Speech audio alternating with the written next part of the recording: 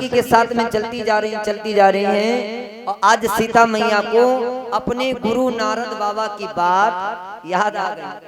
सुमिरि सिय नारद बचन उपजी प्रीति पुनीत।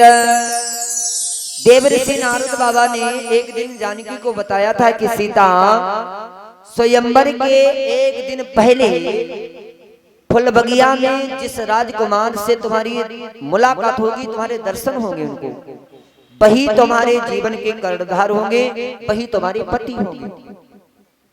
तो मैया सीता वही बात सोच रही, क्या सुमिर सिय नारद वचन उपजी प्रीति पुनीत। और कहते हैं चकित बिलोकत सकल दिश जनु शिशु मृगु समीत। कहते हैं जैसे हिरण का बच्चा होता है और अपनी माँ से दूर हो जाता है, शिशु मान होता है बालक बच्चा, कहते हैं जनु शिशु मृगु समीत। कहते हैं जैसे एक हिरण का बच्चा अपनी मां से खो जाता है,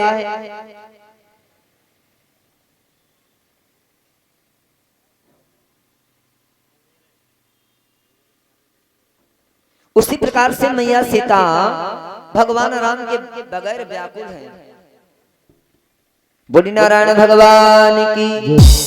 अब सीता मैया भगवान को चारों तरफ देख रही कि कहाँ है कहाँ नहीं है। सीता बार बार सखी से पूछती, बहना कहीं तुम मार्ग तो नहीं भटक गई, भूल तो नहीं गई है? बहुत देर हो गई है, बहुत देर हो गई चलते चलते, कहाँ है कहाँ है वो राजकुमार जो तुम बता रही थी कि राजकुमार आए बगिया में? सीता की सखी कहती, बहना आगे तो चलो, कम से कम थोड़ा और आगे चलेगा। आज कहते हैं मैया सीता को लेकर के वो सखी जा रही है। बोली नारायण भगवान की, बोली गोविंद भगवान की।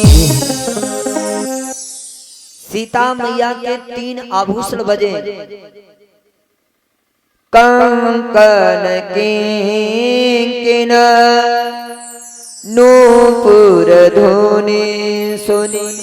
थोड़ी दूर रह गया, जैसे यहाँ से वो जनरेटर खड़ा है, इतनी दूर रह गया, यानी राम और माँ सीता मैया की दूरी इतनी बची है।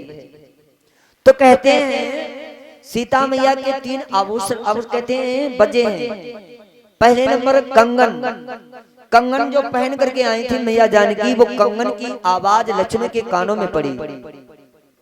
किंकिन कहते हैं जो कमर में बांधा जाता है, जिसको कमर बिछुआ बोला जाता है, उसकी ध्वनि सुनाई दी माँ जानकी को।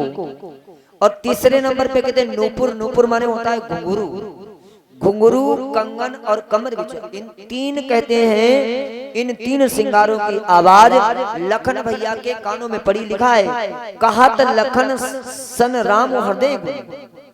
लखन भैया बोले, प्रभु इस बगीचे में कौन आ रहा है? हमें लगता है कि कोई आ रहा है, क्योंकि ऐसी ध्वनि सुनाई दे रही है, घुंघरू बज रहे हैं, पायल की आवाज आ रही है, कंगनों की आवाज आ रही, न जाने कौन आ रहा है इस बगिया में हमारी तरफ। तो राम जी खड़े हुए और लक्ष्मण को दिखाने लगे कि लक्ष्मण देखो वो आ रही है। कौन?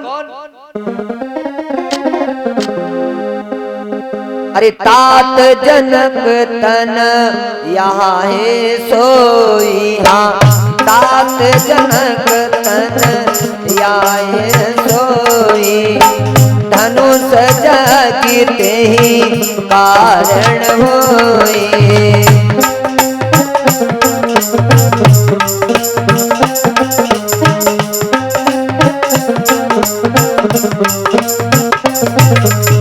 श्री सीताराम भगवान की।